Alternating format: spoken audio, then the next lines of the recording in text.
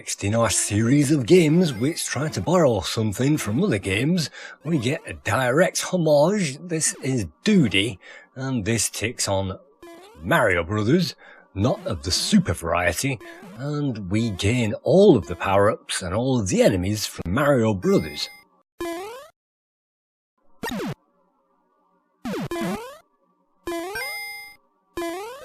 This is definitely a fun game, and the letters I think are borrowed from another game, or at least they are very similar to other letters popping up and down. Maybe even the coins are borrowed, I'm not quite sure. You can see cans of Coke, and I'm sure they didn't get the license for that.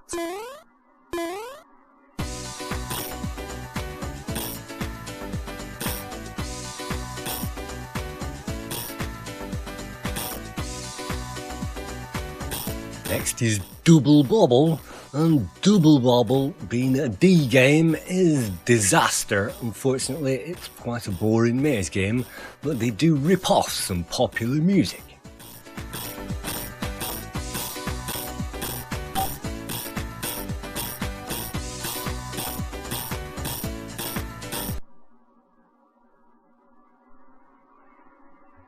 In Dragon 2, we get a dogfight sim, only this time it's in isometric 3D, which makes it almost impossible, and it's a two-player only game, so this is me trying to destroy a dragon who's flying on a horizontal plane.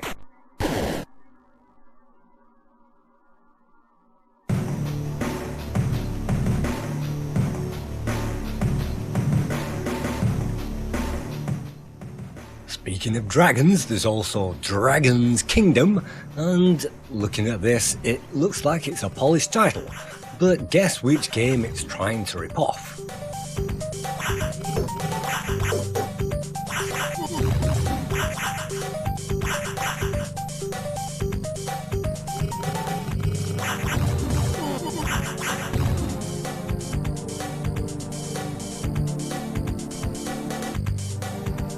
In this game we can choose from 3 weapons.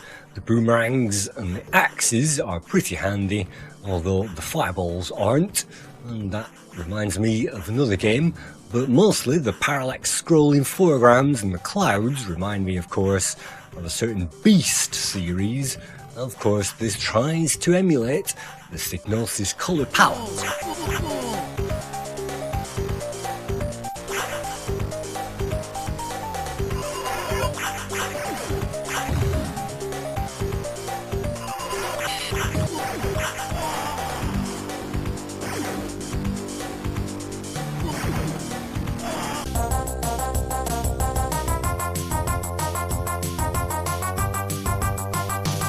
If you thought things couldn't get any worse, here's Duck Dodgers, and hopefully this is public domain.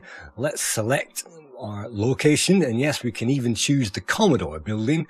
Let's just select this one for now, and let's see how much this rips off from Steg the Slug and a number of other platformers.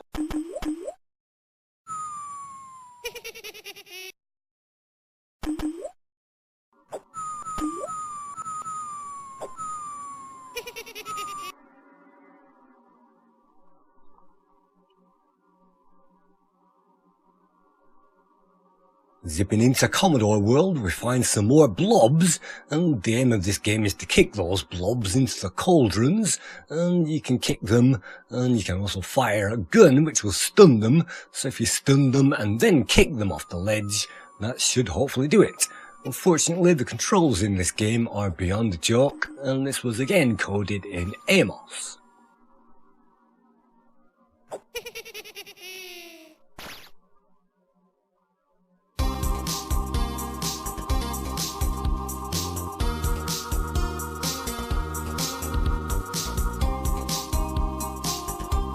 Warner Brothers Duck Dodgers ripoff wasn't bad enough, we get all the way down to the Boulder Dash clones, and Dust Digger is one of the better ones. You can see it's been drawn fairly decently for a 16-bit computer, and this is definitely a cut above many Boulder Dash clones on the Amiga.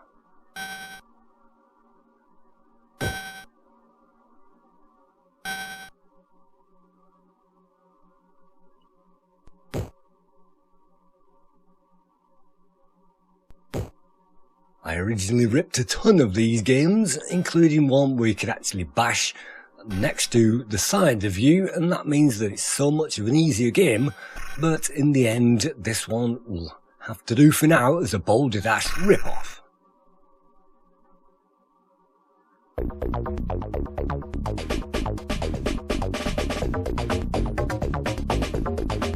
Yet another more recent game is Fayoh, and in Fayoh this game reminds you again of Super Mario Brothers, or as I like to call it, the Great Giana Sisters.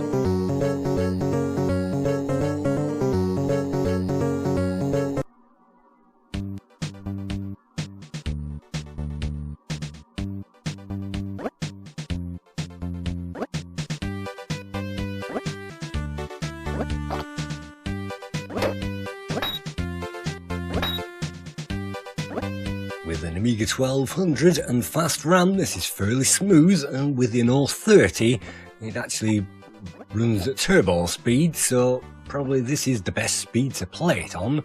And I think those monsters in shells remind me of yet another game, and another pirate inspired game, and of course all these things where you jump on top of these things and get bonuses is of course Great Giana Sisters fodder, which was again another homage to another genre. And in this one we find Monty Moles, and well, that's another tip off to Gremlin perhaps.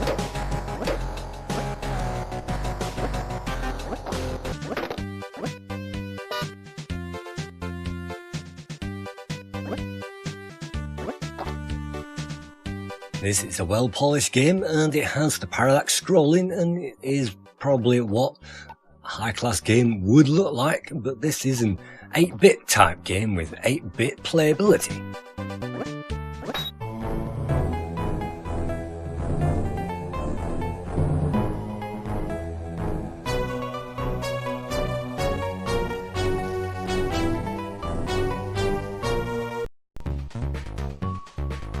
Can't get enough of Fayoh, then of course there's always Fayoh 2, which puts the same character into a different landscape, and that different landscape is more of the traditional platform style, and you might find a number of rip-offs in the game. You can see some more moles, and maybe they are now military moles, and I'm not quite sure the aim of the game because I've never got very far with it.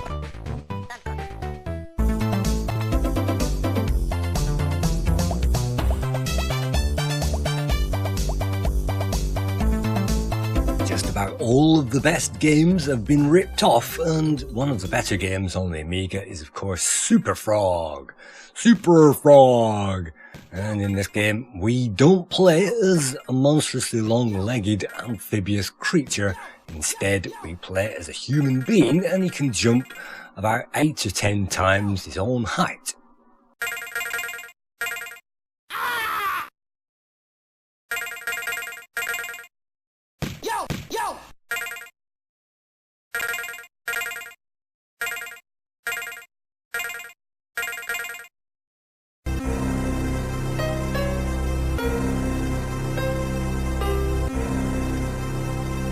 If that wasn't bad enough, we also get Forest Done Forever, and you might notice graphic elements from Rough and Tumble in the game, and all the Rough and Tumble elements of collecting items are in there, and all you have to do is to collect a certain number of coins, which is represented on the screen within that time limit. And it's kind of an okay game. I wouldn't say it's very fun for very long.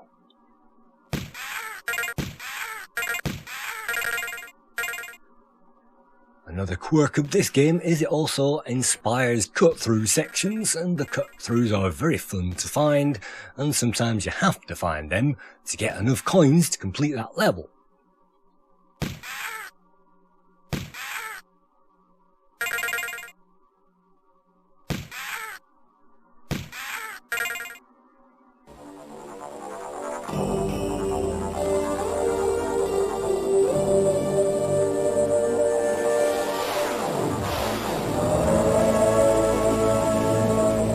Is a Zaphod production, Freddy the Fish.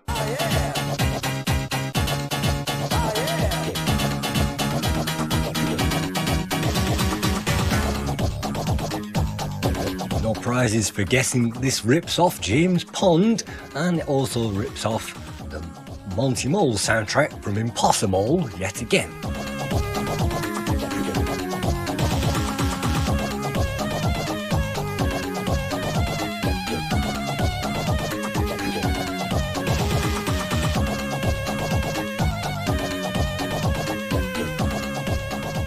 See, those rip-offs don't stop on the title screen, they also continue in the game itself, where the aim is to collect a number of gold bars and take them up to the guy on the surface, and you can see certain James Pond elements are present.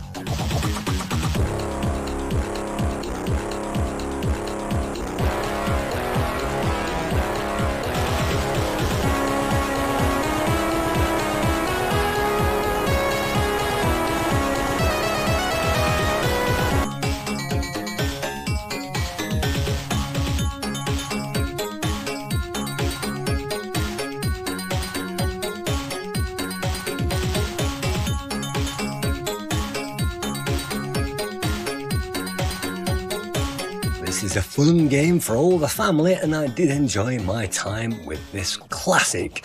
And you can see that the shark is inspired by, well, perhaps Jabberjaw and other sharks, but you can see this is a very fun game, and I got quite some distance with it.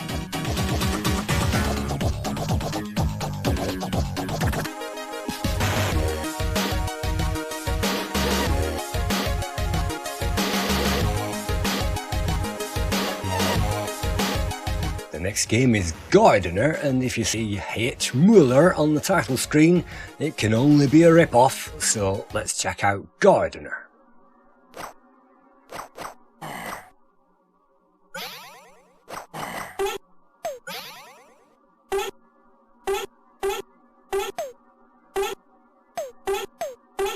If you've played a certain game, then you might recognise these graphics, where if you destroy enemies, then they turn into fuzzballs, and then you can collect those, and they disappear off the screen.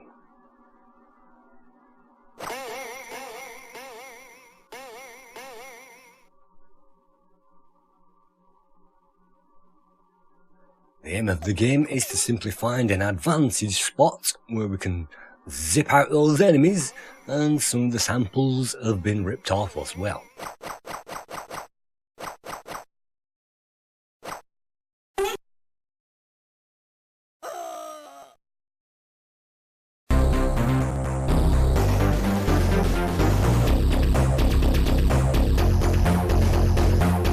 Another Harold Muller game is Kavin Go, cave-in perhaps, and in this game we don't go cave-in, we certainly do progress along something which does borrow heavily from other platformers. I'm definitely reminded of the Addams Family in this one.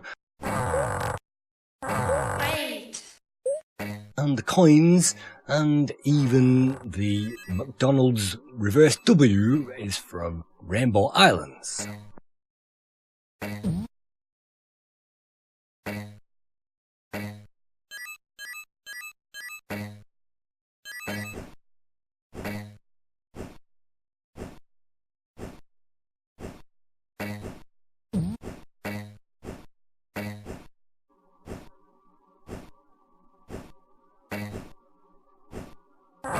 It's a very difficult game and timing has to be observed, but this game does have a quirk because in one spot you can collect lots of extra lives.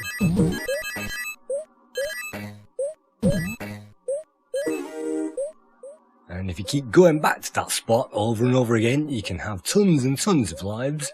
And if you die and you collect one, then you seem to collect another as well, so that can rank up our lives pretty quickly, especially with these end barriers.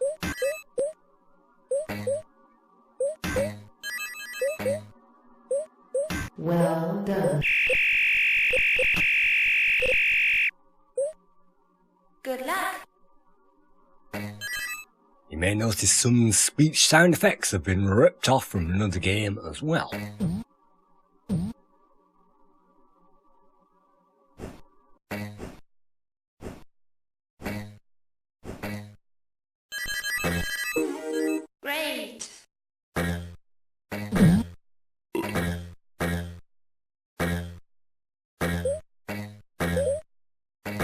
The JD means our controls have been reversed, and that means it's pretty difficult. And in this game, the controls are actually very well done, and also the leap as well, which is good, but it didn't hold my attention for very long because it's the standard platforming fare.